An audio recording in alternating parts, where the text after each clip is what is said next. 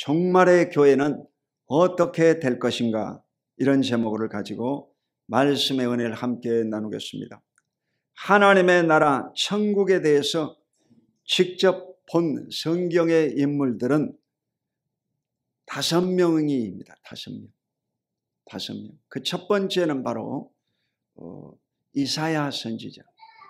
이사야 6장에 보면 이사야 선지자가 바로 하늘이 열리면서 하나님이 계신 것이 보인 거예요. 그리고 그 서랍들이 그곳에 임재해 있는 것을 보았습니다. 이 서랍들은 천사들이에요. 천사들. 그리고 이제 에스겔서 1장에 보면 에스겔이 바벨론 포로로 가서 그발강가에서 환상이 열렸는데 하늘이 열리면서 하나님이 계신 곳, 그곳에 서랍들이 있었고 7 영이 있었습니다. 이 7 영은 성령을 가리킨다고 했어요. 그리고 이제 이 계시록 4장, 사도 요한이 반모섬에 가서 유배당하고 고통받을 때 하늘이 열리면서 바로 하나님이 높은 보좌에 계시고, 그리고 이 하나님 옆에는 24장로들이 쫙 있었습니다. 24장로가 있었고, 24장로는 구약의 12지파, 신약의 12사도라고 그랬습니다.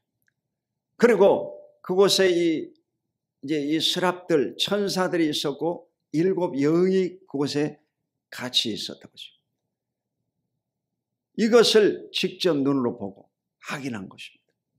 그래서 오늘은 바로 다니엘이 본 천국을 살펴보겠습니다. 다니엘도 유명한 선지자입니다. 오늘 본문에 다니엘서 7장 9절로 10절, 내가 보니 왕자가 놓이고 예적부터 항상 계신 이가 자정하셨는데 그의 옷은 희기가 눈 같고 그의 머리털은 깨끗한 양의 털 같고 그의 보좌는 불꽃이요 그의 바퀴는 타오르는 불이며 불이 강처럼 흘러 그의 앞에서 나오며 그를 섬기는 자는 천천히요 그 앞에 모셔 선 자는 만만이며 심판을 베푸는데 책들이 펴 놓였더라. 아멘. 이 다니엘은 여러분, 이 바벨론 포로로 잡혀가서 4대에 거쳐서 총리를 4번 한 사람입니다. 대단한 사람. 포로로 잡혀가가지고 4번이나 총리를 했다는 거예요. 일본에서도 이 고센 야구라고 해가지고 이 고교 야구가 있습니다. 일본에서는 가장 유명한 야구. 이 고센 야구에서 한국의 이 대안학교 같은 이런 학교가 야구에서 우승을 해버렸어요. 이 친구들이 다 이 머리를 빡빡 깎고 정말 각오와 결단을 가지고 연습해가지고 우승을 해버려요. 이래가지고 최초로 일본 하늘에 이 한국어로 된 교가가 제창이 됐습니다. 할렐루야! 놀라운 일이죠, 여러분. 일본은 우리보다 인구가 3배나 많아요. 1억 3천만. 그런 나라에서 이제 이 대한민국의 이 어로 된 교가가 불러졌다. 이거 얼마나 영광스럽겠어요. 할렐루야! 큰 일이죠. 그런데 이 다니엘 같은 사람이 마찬가지예요. 적국에 가가지고 4번 총리를 했대요. 느부갓네살 왕, 벨사살 왕. 오늘은 이 벨사살 왕 때 환상을 본 거예요. 그리고 바로 이 메대의 다리오, 바사국의 고레스 왕 때 4번의 총리를 한 사람, 다니엘이었습니다. 근데 이 다니엘이 바로, 여러분, 하나님이 보이려면 어떻게 되겠어요? 하늘이 열려야 되는 거예요. 실제로 하늘이 쫙 열리는 거예요. 하늘이 열리면서 항상 계신 이가 자정하셨다고 했어요. 항상 계신 이가 누구겠어요? 하나님이시죠. 그러니까 이 천국은요, 하나님이 제일 먼저 보이는 거예요. 그것에 항상 자정하셨다고. 하나님을 표현할 때 다 공통적으로 자정하셨다고 하더라고요. 앉아 계신다 이 말이에요. 왜 앉아 계신다고 그러겠어요? 하나님이 중심을 잡고 딱 계신다. 저희 애할아버지는 원래 이 김해김 씨 진사였습니다. 이래가지고 항상 이 갓을 쓰고, 이 큰 갓을 쓰고 긴 담뱃대를 이렇게 물고 계셨어요. 이래가지고 움직이질 않아. 그거 딱 앉아 있어가지고 봉창문을 딱 열고 그 아들한테 명령하고 그 며느리들을 명령하고 그렇습니다. 벌벌 떱니다. 이래가지고 이 하로불이 항상 보면 하로불이 그 방 안에 있더라고. 이래가지고 담뱃대를 길게 물고 그 며느리들이 꼼짝 못해요. 벌벌 떨어. 그러니까 하나님은 여러분 항상 이 자정하신다니까. 하나님이 자정하고 계셔. 앉아 계신다. 그건 중심을 잡고 계신다. 우주를 다스리면서 이 하나님이 자정하고 계신다. 할렐루야. 그 옷은 희기가 눈 같고 그 옷이 하얗다 이 말이에요. 하나님의 옷은 하얗다. 빛이다 이 말이에요. 쉽게 말해서 하얗다. 그의 머리털은 깨끗한 양의 털 같고, 이게 하나님의 머리털이 하얗다 이거예요. 하얀 백발이다 이 말이에요. 그의 보호자는 불꽃이요 그 밖에는 타오르는 불이며 불이 강처럼 흘러 그 앞에서 나오며, 이 불로 다 표현되어 있어요. 너무 눈부시니까 저자가 그렇게 표현할 수밖에 없었을 것이라고 생각합니다. 그를 섬기는 자는 천천히요, 천사들이 천천히다. 너무 많은 천사들이 꽉 들려차 있다. 그 앞에 모셔선 자는 만만이며. 그러니까 이 성경 구절은요, 장차 이제 이루어질 일에 대해서 미리 다니엘이 본 것 같습니다. 심판을 베푸는데 책들이 펴 놓여 있더라. 심판을 베푸는데 책이 펴 있다 이 말은 계시록 20장이죠. 요한계시록 19장은 바로 7년 혼인잔치, 20장은 이제 천년왕국이라고 했어요. 천년왕국 끝나면 백보자 심판이 있는데 양과 염소를 가르는. 그래서 이 백보자 심판 때 하나님께서 이 생명책을 딱 펴십니다. 생명책을 보고 여러분의 이 이름을 확인하고 천국, 영원한 천국으로 가기도 하고 영원한 지옥으로도 떨어지는 생명책. 그리고 여러분의 행실, 행위의 책이 그것에 다 기록이 되죠. 성경이 이렇게 자상하게 기록된 것처럼 저와 여러분의 일상생활 모든 삶이 다 기록이 되어 있습니다. 그러니까 우리가 함부로 하나님 앞에 할 수가 없습니다.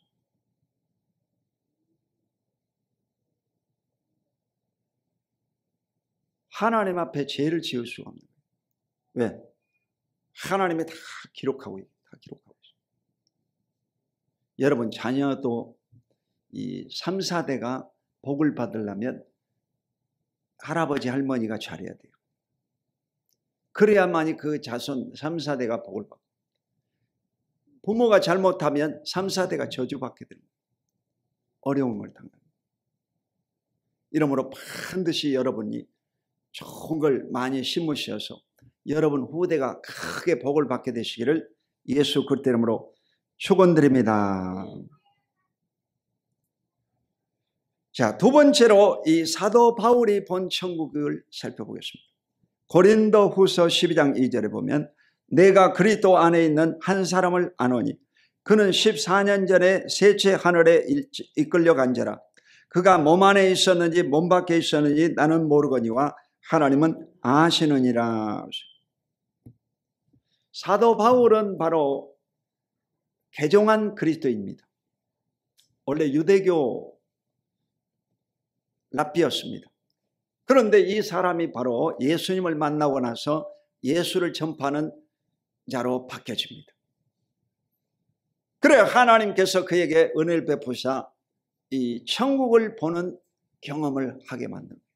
천국을 보는 14년 전에 한 사람을 아노니 이 한 사람은 바로 자기 자신을 가리키는 거예요. 겸손하기 위해서 자기 자신이라고 말하지 않고 한 사람이라고 얘기했어요. 바울은 겸손한 사람이었어요. 키가 작으면서 겸손한 사람이었다는 거죠. 셋째 하늘에 이끌려 간 자라. 그래서 이게 천국이 어디냐? 하늘과 하늘들의 하늘이라고 했어요. 물리적으로는 여러분 이 하늘, 여러분 눈에 보이는 이 하늘이 있고 비행기 타고 올라가 보면 또 구름 위에 하늘이 있습니다. 그 하늘 위에 또 하늘이 있습니다. 삼층천이라고 그래요. 물리적으로 보면 그래요. 그렇지만 여러분 실제로 셋째 하늘은 어떤 하늘일까? 그것은 여러분 보이지 않는 영적인 하늘이에요. 아멘. 여러분 우리 손자 우리 집에 오면 이 물놀이를 합니다. 물놀이를 하는데 이 물에다가 이제 이 자동차 를 딱 집어넣으면 자동차 안에 이 공기가 들어있어가지고 물에다 딱 집어넣으면 뽀르륵 뽀르륵 이렇게 물방울이 올라옵니다. 그러면요 우리 손자가 물어보는 거예요. 할아버지 이거 뭡니까? 뭐냐고 물어보는 거예요. 이것은 공기다. 공기는 눈에는 보이지 않지만 이게 공기다. 네가 이 숨 쉬는 공기다. 그렇게 설명한 적이 있습니다. 이와 같이 여러분 공기는 평상시에는 보이지 않아. 그런데 물속에 들어가면 그게 보이는 거예요. 뽀르르 뽀르르 물방울이 올라오는 거예요. 공기방울이 올라오는 거예요. 공기방울이 올라오는 거예요. 아멘. 그러니까 이 바다도 보면 계속해서 이 해일이 일어나고 태풍이 불고 계속 이 바다가 여러분 이 출렁거리는 것은 뭐냐? 바다를 살리기 위해서 그러는 거예요. 산소를 공급하는 거예요. 저 바다 밑에까지 산소를 공급하기 위해서 해일이 일어나고 파도가 치는 것입니다. 그래야 그 속에 식물들이 살 것이 아닙니까? 미역이라든지 파래라든지 김이라든지 이런 것들이 살 거 아닙니까? 산소가 공급돼야 합니다. 이래서 이 천국이라고 하는 것은 바로 셋째 하늘, 하늘과 하늘들의 하늘이다. 장차 여러분이 갈 천국은 바로 영원한 천국이다. 너무 아름답다는 거예요. 우리 동네에 살다가 이제 봉담에 이제 전도하러 갔는데 봉담 자이, 봉담 파라곤 그 전도로 갔는데 이야 아파트 잘 지어놨더라고. 강남하고 비슷하더라고. 강남처럼 지어놨어요. 아주 삐까뻔쩍 다 올라가 봤고 전도 아니라고 다 올라가 봤고 좋더라고. 이야 이런 데 살면 좋겠구나. 그런데 실제로 그 사는 사람들을 물어봤더니 그러더라고. 자기는 동탄에서 이사 왔는데 아주 불편하다고. 자동차 없으면 못 움직인다고. 생활권이 안 된다는 거예요. 여러분 제일 좋은 집은요. 그 마트가 가깝고 그 유치원도 가깝고 어린이집도 가깝고 노인정도 가깝고 이런 데가 여러분 좋은 생활권입니다. 아멘. 그러니까 그거 아무것도 아니다. 여러분이 지상에서 사는 것은 아무것도 아닌 것입니다. 지상에 제일 좋은 나라가 저 뉴질랜드, 호주, 카나다 이 세 나라가 제일 지상에서 아름다운 나라예요. 그런데 천국 가보면 그것은요 아무것도 아니다는 거예요. 천국 가면 너무 아름답고 너무 행복하고 천국 가면 여러분이 누려보지 못한 모든 것을 누리게 될 줄로 믿습니다. 천국 가면 하나님이 여러분에게 다 보상을 해주십니다. 그래서 천국 가서 평생을 얻고 행복하게 사시기를 주의 이름으로 축원드립니다. 자, 고린도후서 12장 4절에 보면 그가 낙원으로 이끌려가서 말로 표현할 수 없는 말을 들었으니 사람이 가히 이르지 못할 말이로다. 그러니까 이 사도 바울은 여러분 낙원으로 이끌려갔다고 했어요. 천국을 얘기하는 거예요. 천국 갔다 온 사람이 사도 바울입니다. 어떤 사람은 지옥 갔다 온 사람이 있어요. 여러분, 천국 갔다 오는 게 낫겠어요? 지옥 갔다 오는 게? 천국 갔다 오는 게 낫겠지. 성질이 못된 사람은 지옥을 갔다 와봐야지. 성격이 좋은 사람은 천국을 갔다 와야 더 신앙생활 잘해야 되겠구나. 그런 생각이 들지. 말로 표현할 수 없는 말을 들었다고 했어요.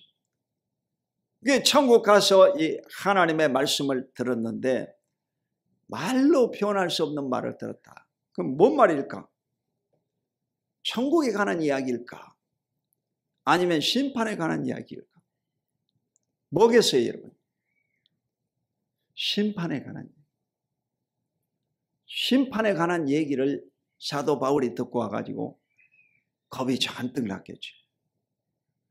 이래서 이 바울은요, 한눈 팔지 않고 신앙생활에 얼마나 박차를 가하고 복음을 전하고 열정적으로 살다가 순교당해 죽었습니다. 왜? 천국 갔다 온 사람이기 때문에. 하루하루가 너무 소중한 거예요.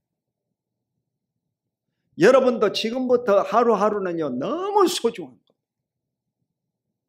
그래서 아침에도 기도하고 저녁에도 기도하고 하루에 1시간 이상 꼭 기도하시고 성경도 읽고 찬송도 부르시고 이래서 주님을 기쁘시게 맞이할 수 있는 저와 여러분이 다 되시기를 주의 이름으로 축원드립니다. 마지막으로 종말의 교회는 어떻게 될 것인가, 오늘 주제를 살펴보겠습니다. 자, 마태복음 24장 15절을 읽어보겠습니다. 그러므로 너희가 선지자 다니엘이 말한 바 멸망에 가증한 것이 거룩한 곳에 선 것을 보거든 읽는 자는 깨달을진저. 자, 마태복음 24장은 예수님께서 친히 종말에는 이런 일이 벌어질 것이다 라고 하는 예언서입니다. 마태복음 24장이. 그런데 이 예언서에서 다니엘을 인용했습니다. 그러니까 예수님은 성경을 아는 박사였다 이 말이에요. 성경을 다 알고 계신 분이에요. 갈릴리에 출생했지만 성경을 다 공부하신 분이야. 그러니까 성경을 인용하지. 다니엘이 말한 바 멸망에 가증한 것이 거룩한 곳에 선 것을 보거든. 이 말은 뭔 말이야? 거룩한 곳은요, 성전이거든. 자, 이 예루살렘 성전에 가증한 것이 서게 된다. 가증한 것이 선다. 실제로 여러분, 이 성전은 솔로몬 때 세운 성전, 솔로몬 성전이 있고, 그리고 바벨론 때 완전히 무너졌다가 고레스 칙령에 의해서 세운 바로 스룹바벨 성전이 있습니다. 스룹바벨 성전도 무너졌어요. 그러고 나서 이 헤롯 대왕이 정치적인 목적으로 세운 성전이 헤롯 성전, 예수님 당시에는 바로 헤롯 성전이었습니다.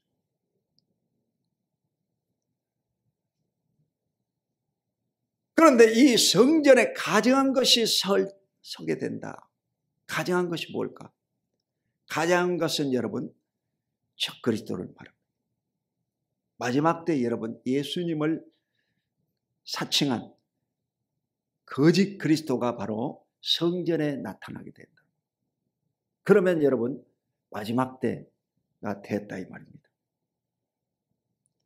자, 다니엘서 9장 27절 읽어보겠습니다. 시작. 그가 장차 많은 사람들과 더불어 한 이레 동안의 언약을 굳게 맺고 그가 그 이레의 절반의 제사와 예물을 금지할 것이며 또 포악하여 가증한 것이 날개를 의지하여 설 것이며 또 이미 정한 종말까지 진노가 항폐하게 하는 자에게 쏟아지리라 하였느니라 하니라. 이 다니엘서 7장에 여러분 종말에 대해서 얘기하고 있습니다. 종말에는 이 7년 환란이 있다는 것입니다. 마지막 때 7년 환란이 있는데 7년 환란 전 3년 반 여기에 나오죠. 한 일해 동안에, 이 말은 7년 환란을 말하고 그 일해의 절반에 3년 반을 얘기합니다. 그러니까 이 적그리스도가 정치적으로 장악해가지고 전 3년 반에는 평화 조약을 맺고 이스라엘에게 평화를 선포하고 성전 건축을 허락해 줍니다. 지금 성전이 무너져 있거든요. 현재. 그 반대편에는 바로 이 솔로몬 성전 자리에 그 이슬람 사원, 오말 사원이 건축되어 있습니다. 황금 사원이라고 해야 건축되어 있어요. 그리고 이 통곡의 벽을 중심으로 이 솔로몬 성전 자리가 빈터로 있습니다. 지금. 이곳에 성전이 세워진다 이 말이에요. 그 성전이 세워지고 그곳에 바로 거짓 그리스도가 서게 된다 이 말이에요. 그것을 예언하고 있습니다.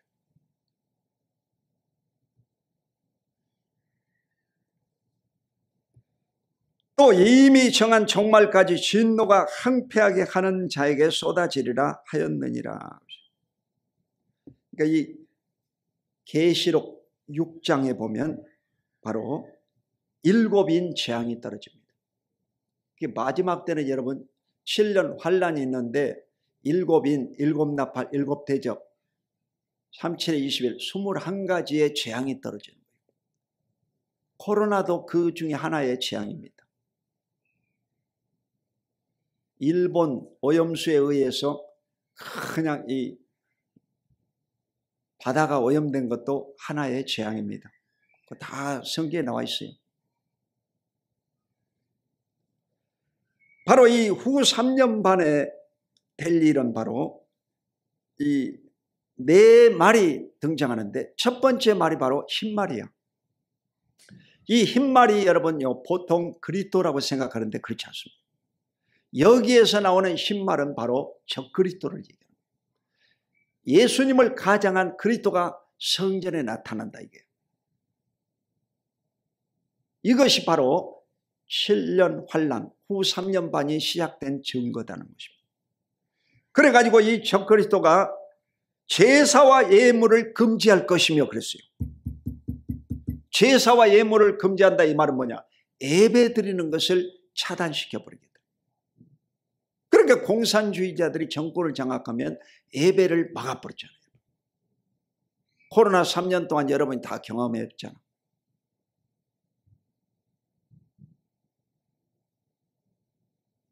명백한 사실이잖아.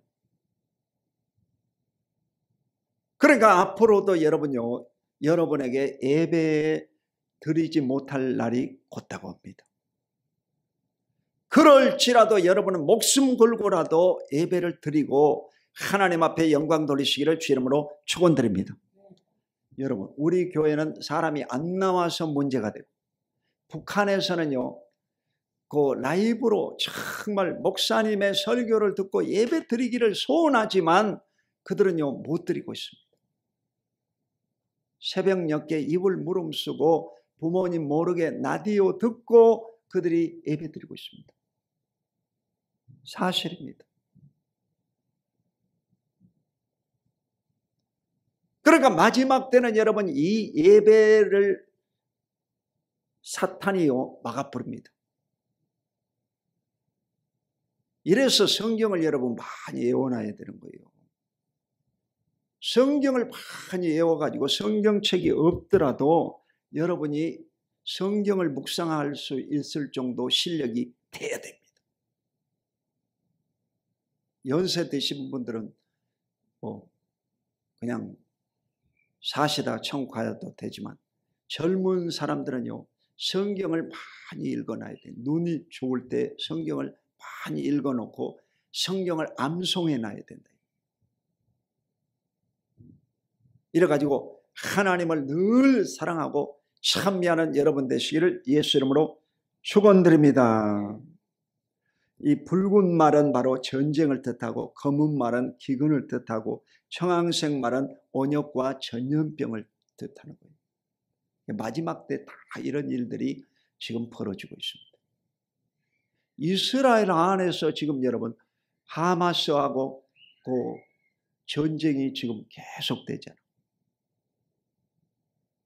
러시아 우크라이나도 보면 계속 전쟁하잖아요.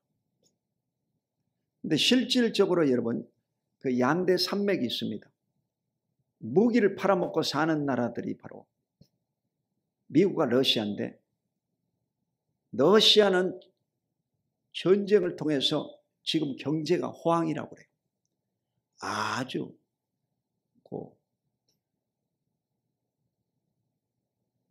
경제가 좋다는 거지.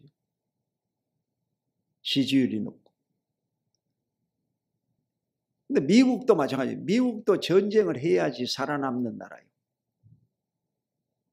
재래식 무기를 다 써서 없애버리고 신무기를 개발해야 돼요. 그래야지 이게 산업이 돌아가거든. 그러니까 미국은 실제로 직접 싸우지 않고 이스라엘이 대신 싸우죠. 머리를 쓰는 거예요. 머리를 써. 그러면서도 장사는 되는 거예요. 장사가 됩니다.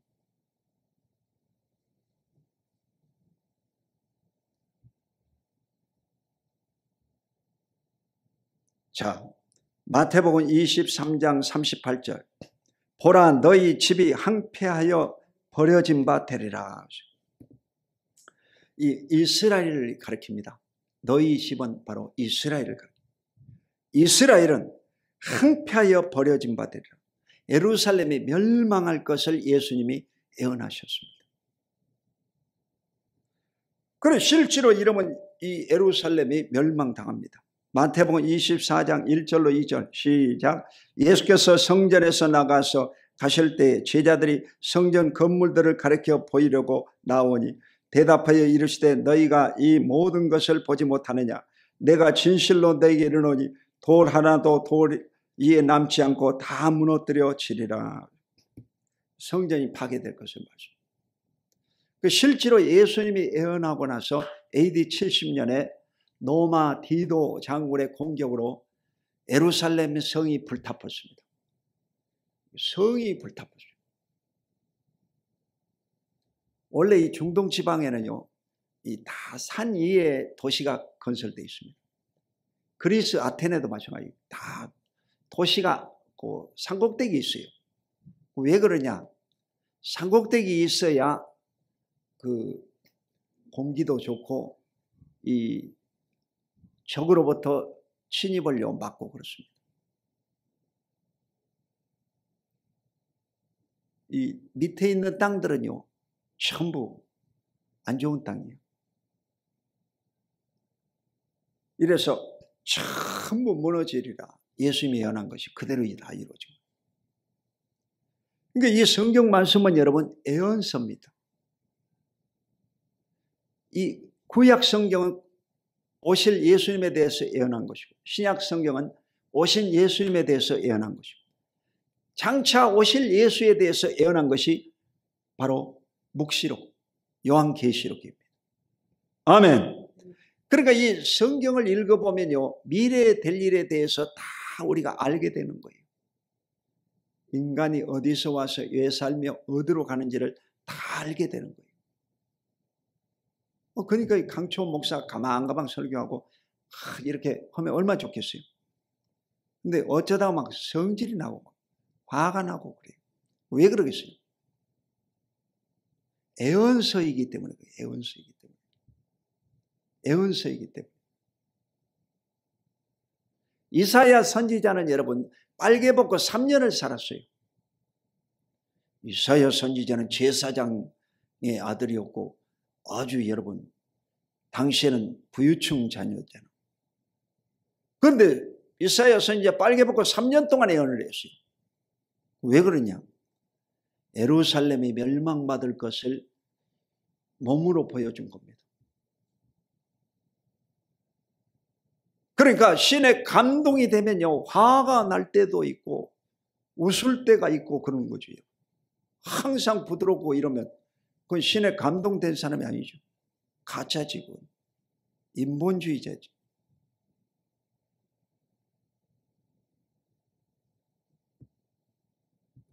자, 성전에서 나와서 가실 때 제자들이 성전 건물을 가리켜 보이려고 나오니, 당시 이 예루살렘에 있는 성전, 헤롯 성전을 가리킨다. 이 성전이 와, 대단합니다. 대단합니다. 대단하다고 얘기했어요. 그 헤롯 성전이 46년 걸려서 지었다고 그랬거든. 근데 예수님이 3일 만에 무너뜨려 버리겠다. 3일 만에 지어버리겠다. 그렇게 얘기했습니다. 자기 육체를 가리켜서 얘기한 거예요. 자기 육체를 가리켜서. 그래서 유대인들이 신문할 때 네가 46년 동안 지었던 성전을 사흘 만에 짓는다고? 거짓말쟁이야 하면서 예수님을 뺨을 치고 그냥 주먹으로 때려치고, 이놈들이 아주 살벌하게 예수님을 다뤘던. 그러니까 우리가 복음 전하다가 조금 수치당하고 남에게 멸시당한다고 해가지고 기죽고 그러면 안 됩니다. 여러분. 예수님은 여러분 뺨을 얻어맞고 여러분 주먹으로 두들겨 맞고 여러분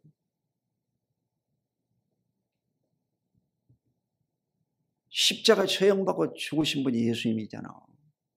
저와 여러분을 구원하려고. 이러므로 정말 우리는 하나님을 섬길 때 마음과 뜻과 정성을 다해 하나님을 잘 섬기고 예수 그리스도가 다시 오실 것을 기다리고 그리스도의 복음을 땅끝까지 선포하고 하나님 나라의 증거는 저와 여러분이 다 되시기를 주 이름으로 축원드립니다. 마지막 때 여러분 이스라엘 나라가 멸망받고 마지막 때 성전이 다 붕괴될 것을 말씀합니다.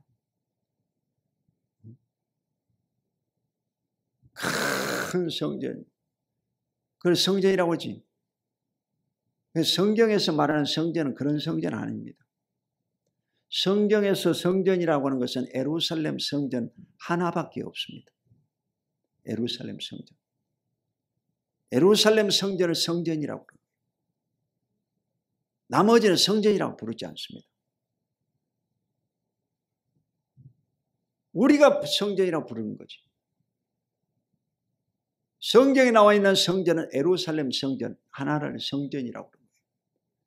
그래서 이스라엘 백성들은 다 예루살렘으로 모이는 거예요. 예루살렘으로. 예루살렘이 예수님이 다시 재림하신대. 그래서 그쪽 땅값이 비싸다고 하잖아. 재림하고 그 땅값이 엄청 비싸고 거기에 무덤은 엄청 비싸다고. 마지막 때 거기서부터 이제 부활이 일어날 거 아니에요. 예수님이 일어나라 그러면 전부 다 이스라엘에서부터 일어나기 시작합니다. 예수님이 죽으셨다가 사흘 만에 부활하셨을 때도 그 죽은 자들이 일어났습니다. 예수님이 낙원에 갔다가 오셨거든. 낙원에 갔다가 오실 때 여러분 같이 일어난 자들이 있었어요. 같이 예루살렘에 들어갔습니다. 이들이. 그러니까 예수님이 죽으실 때는요,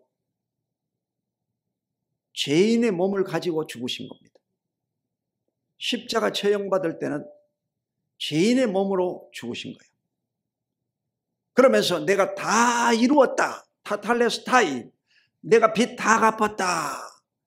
이때는요, 이미 예수님은 죄값을 청산한 상태였습니다. 그리고 그가 음부에 떨어진 것이 아니고 낙원으로 가신 거예요. 낙원에 가셨다가 구약시대 낙원에 가 있는 자들 같이 일어나 부활을 경험하게 된 거죠. 이래서 저와 여러분도 마찬가지로 여러분이 예수님 오시기 전에 먼저 돌아가시면 여러분은 부활하게 됩니다. 그렇지만 저와 여러분이 예수님이 오실 때 살아있을 동안에 오시면 여러분은 호련히 변화돼가지고 신령한 몸으로 바뀌어져가지고 천국으로 들림받게 되는 것입니다. 할렐루야. 이래서 우리는 영원히 살게 되는 거예요. 육의 최종 목표는 생존이라고 그러지. 영의 최종 목표는 뭐냐? 영생이야. 영생. 영원히 사는 거. 천국에 들어가는 거죠. 이래서 저와 여러분은 어느 곳에 가든지 이 복음을 전파하고 하나님 나라를 사모하는 저와 여러분이 다 되시기를 예수 이름으로 축원드립니다.